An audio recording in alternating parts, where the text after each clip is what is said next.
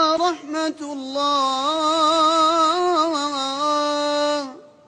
السلام عليكم ورحمة الله. بسم الله الرحمن الرحيم. الحمد لله رب العالمين، صلى الله وسلم على نبينا محمد وعلى آله وصحبه أجمعين. أما بعد، فيا أيها الإخوة الفضلاء، يا أتباع نبينا محمد صلى الله عليه وسلم، إن الواجب علينا أن نتناصح وأن نتعاون على أن تكون القلوب متجهة إلى الله جل وعلا وحده لا شريك له. لقد أبلغني أحد الثقات من طلبة العلم أنه جاء ليسلم على النبي صلى الله عليه وسلم، فسمع بعضا يقولون: يا رسول الله اشفنا، يا رسول الله افعل بنا كذا وكذا، يدعون الرسول صلى الله عليه وسلم كما يدعون الله جل وعلا. وهذا أيها الإخوة أمر منكر عظيم، هذا دعوة لغير الله جل وعلا. قد سمعتم قول الله جل وعلا: وما خلقت الجن والإنس إلا ليعبدون، أي ليفردوني بالعبادة. ومن العبادة وأعظمها الدعاء، دعاء المسألة، أن تطلب شيئا لقضاء حاجة أو دفع مضرة، ودعاء العبادة التي هي الأفعال التي أمرنا الله بها جل وعلا.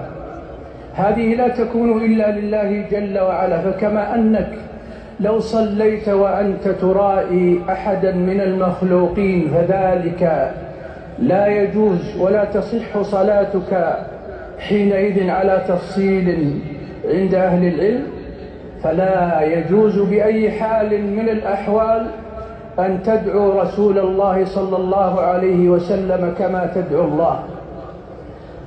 أنتم تسمعون في كل صلاة، وأمرنا الله بها وجعلها ركنا من أركان الصلاة في كل ركعة: إياك نعبد وإياك نستعين.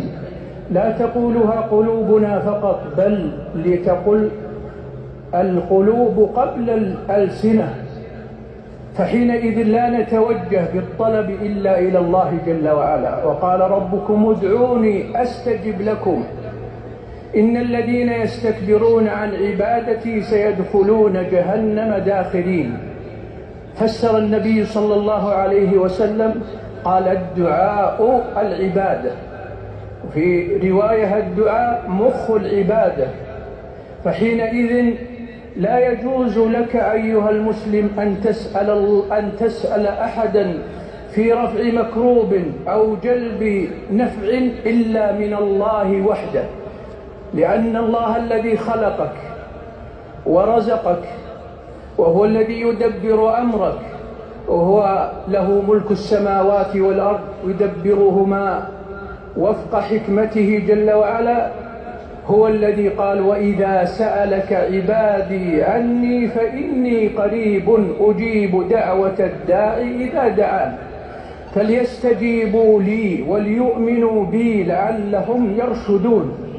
فالرشد في هذه الحياة إنما يكون وفق العمل الذي يكون موافقا لكتاب الله وسنة رسوله صلى الله عليه وسلم.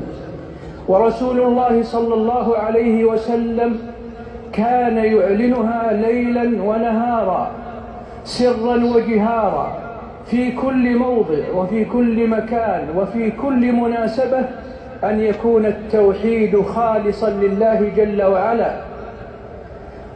فلا يجوز لنا أن ندعو غير الله سبحانه. إذا كان النبي صلى الله عليه وسلم حينما قال بعض الصحابة: قوموا بنا نستغيث برسول الله صلى الله عليه وسلم من هذا المنافق الذي آذانا، قال لهم: ويحكم إنه لا يستغاث بي، مع أن الاستغاثة بالمخلوق الحاضر الحي الذي يقدر على ما استغيث به فيه جائز كما في قصة موسى، وإنما أراد النبي صلى الله عليه وسلم أن يعظم شأن التوحيد وأن يربي الصحابة على التوحيد الذي هو سبيل النجاة والفوز والسعادة. فقال إنه لا يستغاث بي إنما يستغاث بالله. ولما قال رجل ما شاء الله وشئت، قال أجعلتني ندا لله؟ قل ما شاء الله وحده. وفي حديث آخر قل ما شاء الله ثم شاء فلان. من كان لا تحلفوا بآبائكم إلى آخر الحديث. من حلف بغير الله فقد كفر أو أشرك.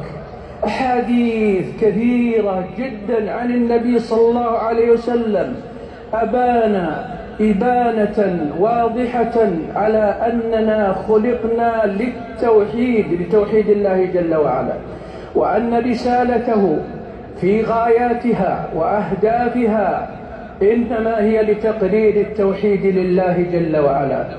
ولهذا قال لا تطروني كما أطرت النصارى ابن مريم، لما قالوا له أنت أكرمنا وابن أكرمنا، أنت أفضلنا إلى آخره، قال قولوا بقولكم أو ببعض قولكم لا يستجرنكم الشيطان، إنما أنا عبد فقولوا عبد الله ورسوله.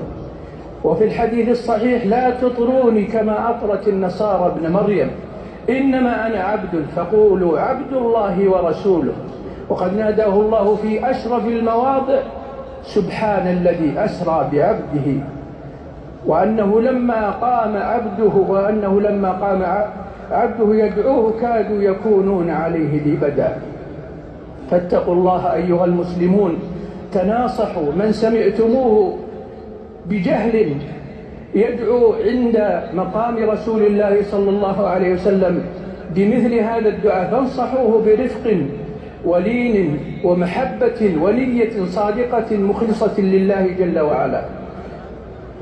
فأسأل الله جل وعلا أن يجعلنا متبعين لنبينا محمد صلى الله عليه وسلم، وأن يسلك بنا صراطه المستقيم. وصلى الله وسلم على نبينا محمد وآله وصحبه.